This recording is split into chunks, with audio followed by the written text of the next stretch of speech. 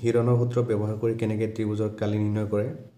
এটা ত্ৰিভুজৰ বাহুবোৰ ক্ৰমে 3 cm 4 cm আৰু 5 cm হলে ত্ৰিভুজটোৰ কালি নিৰ্ণয় কৰা প্ৰথম আমি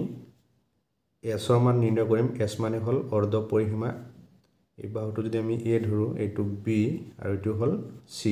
ইয়াৰ আটাইকেইটা বাহুক যোগ কৰিম তাক 2 ৰে ডিভাইড কৰিম তেতিয়া কি হ'ব s ৰ মান হ'ব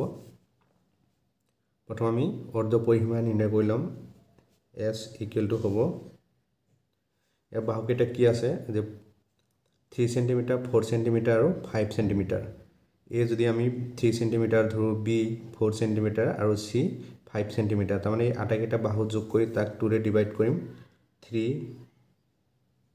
plus 4 plus 5 divide 2 4 plus 5 কৰিলে পাম 9 9 ৰ লগত 3 plus কৰিলে 12 পাম 12 divide 2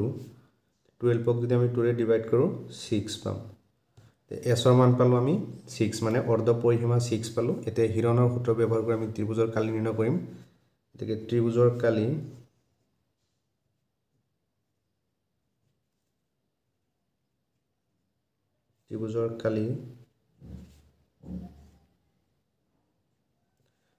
কালি হিৰণৰ সূত্ৰটো আছিল আমাৰ √s into s minus a s minus b আৰু আছিল s minus c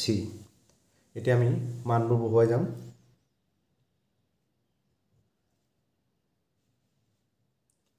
s ৰ মান পাইছো আমি 6 ইয়াত 6 লিখিম আকৌ s minus a 6 এর মান আমি 3 লৈছো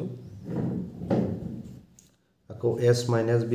s ৰ মান হল 6 b ৰ মান 4 আকৌ s ৰ মান 6 আৰু c ৰ মান হল 5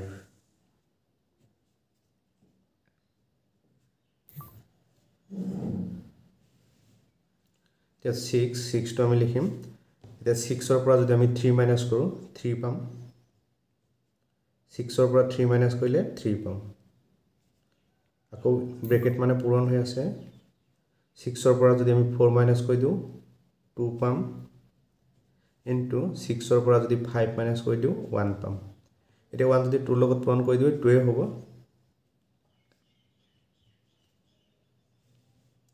এতিয়া 6 টো আমি ভাঙি লিখিব পাৰিম 2 into 3 আৰু ইয়াত আছে 3 into 2 এতিয়া যেটো জোৰ হিচাপত আছে এই জোৰৰ পৰা আমি এটা এটা বাহিৰত লৈ আহিম এই ৰুটৰ পৰা বাহিৰত লৈ আহিম এই 2 টো জোৰ হিচাপত আছে 2 টো আমি এটা বাহিৰত লৈ আহিলো into 3 জোৰ হিচাপত আছে 3 এটা বাহিৰত লৈ আহিলো তে 2 into 3 কৰিলে পাম আমি 6 6 centimeter square এটো হল এই ত্ৰিভুজটোৰ কালি 6 centimeter